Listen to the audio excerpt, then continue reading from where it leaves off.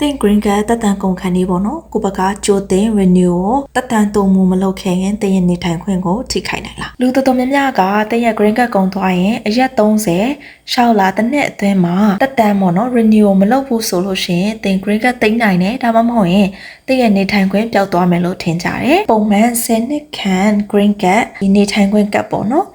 ဂိုင်တဲ့သူတွေအတွက်ကဒီလိုမျိုးအချိန်စရာသတ်မှတ်ထားတာမရှိပါဘူးတင်ရ green card ပေါ့နော်တက်တန်ကုန်တာနဲ့နေထိုင်ခွင့်ကပေါ့နော်အလိုလျောက်ပျောက်သွားတယ်ဆိုတာမဟုတ်ပါဘူးဒါဆိုတက်တန်မတိုးဘဲနဲ့နေလို့ရလားနေလို့ရပါတယ်ဒါပေမဲ့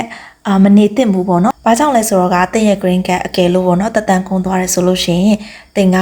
အခုအလုပ်အသစ်လျှောက်တည်ဖြစ်စေ green card နဲ့ခီးသွားတည်ဖြစ်စေ driver license ပေါ့နော်တက်တန်တိုးတဲ့အခါတွေမှာတင်ရဲ့ immigration status ကိုပြဖို့ရန်အတွက်ပြဿနာကြုံလာနိုင်ပါတယ်။ဒါကြောင့်မို့ USCIS ကတင်ရဲ့ green card တက်တန်ကုန်တော့မယ်ဆိုလို့ရှိရင်6လကြိုတင်တက်တန်တိုးဖို့ရန်အတွက်ကြံပြူထားပါတယ်။ဒီဗီဒီယိုထဲမှာကျွန်မပြောသွားတဲ့အရာတွေဆိုရင်တော့ဒီစနစ်ခံ green card ကိုသုံးတဲ့သူတွေအတွက်ဖြစ်ပါတယ်။စနစ်ခံယာယီ green card သမားတွေအိမ်ထောင်ရေးပေါ့နော် green card ကိုင်တဲ့သူတွေအတွက်ကတီးတန့်ပေါ့နော်သတ်မှတ်ထားတာလေးတွေရှိပါတယ်အဲ့ဒီသတ်မှတ်တဲ့အတိုင်းပေါ့နော်လိုက်နာဖို့လိုပါတယ်ကဲဒီဗီဒီယိုရဲ့အတိကအချက်လက်လေးကတော့ green card expire ဖြစ်တာနဲ့ကိုယ့်ရဲ့နေထိုင်ခွင့်ကအလိုလျောက်မပြောက်သွားပါဘူးအကောင်းဆုံးကတော့ကိုယ့်ရဲ့ green card ကပေါ့နော် expire ဖြစ်တော့မယ်ဆိုလို့ရှိရင်တော့အကြိုတင်ပေါ့နော် renew လုပ်နိုင်တော့အကောင်းဆုံးဖြစ်ပါတယ်ဒါပေမဲ့တစ်ခါတလေမှာပေါ့နော်ကိုယ်အနေနဲ့မေ့တာမျိုးတွေရှိနိုင်တယ်အဲ့လိုမျိုးအချိန်တွေမှာကိုယ်အနေနဲ့မစိုးရင်ရအောင်လို့ကျွန်မဒီဗီဒီယိုလေးတင်ဆက်ပေးတာဖြစ်ပါတယ် I'll see you guys next time bye